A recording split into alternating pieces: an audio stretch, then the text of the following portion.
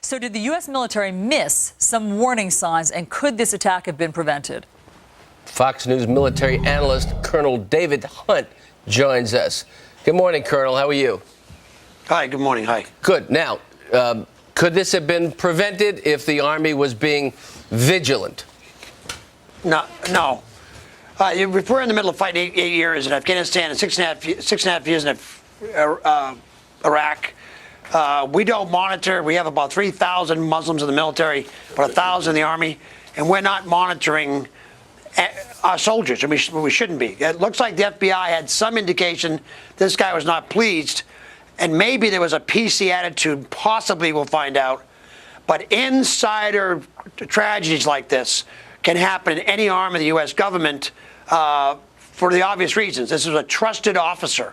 It was a psychiatrist, been in the service for 7 years. We don't monitor our soldiers and officers, non-commissioned officers, and probably should not. Okay, but Colonel Hunt, hold on a second, because let me tell you some of the things that some of his colleagues are saying were red flags. He gave a classroom presentation that seemed to justify suicide bombings. He was well known to be opposed to the war effort. He said that Muslims should rise up against their oppressors, meaning U.S. soldiers. He said that the war on terror was a war on Islam.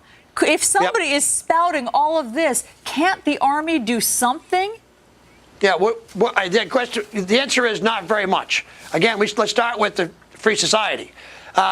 People were protesting this war in both Afghanistan and Iraq for a long time, and service members can have an opinion. I'm not justifying. This guy should be drawn and quartered in the front gates at Fort Hood. This is a murdering SOB who did this. But insider violence, whether it's the FBI or the Army, Navy, or Marine Corps, is very, very possible because of the trusted nature of people that are in uniform. This is at Fort Hood, Texas. This is at a readiness center. This guy was on orders to go overseas. Been in service 7 years. And it's terrible for the families. But preventable by monitoring each other.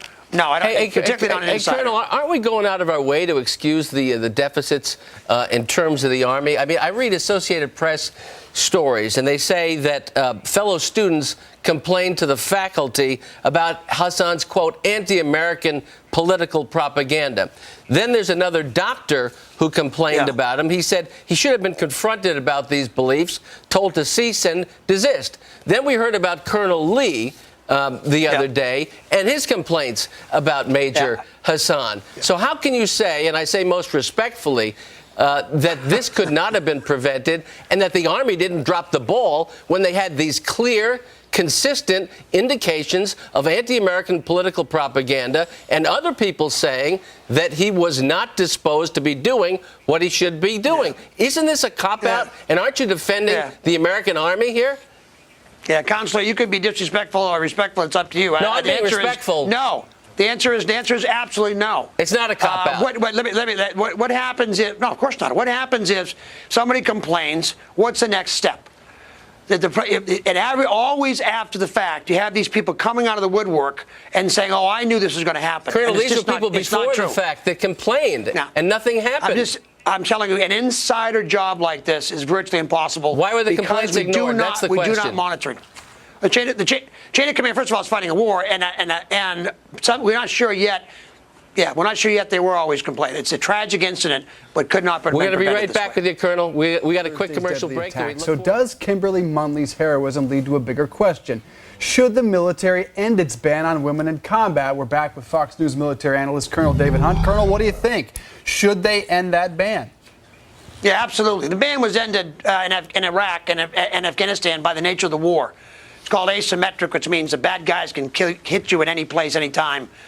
We've had women win the Silver Star. We've had women in combat. This great civilian police officer took a round in the wrist and a round through the leg. She put 4 rounds into this murderer while he was trying to kill somebody else. She didn't wait. She did her job. The answer is yes. Bravery and competency should never have anything to do with how you have sex or how you go to the bathroom. It should be just on competency and bravery.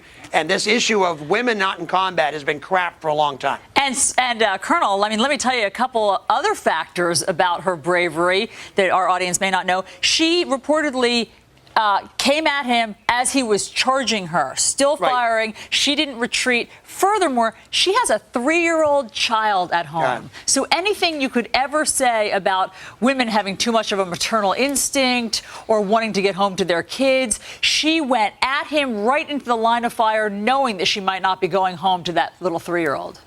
The only people that have a problem with women in combat, or women in police, or women in intelligence community have been white men.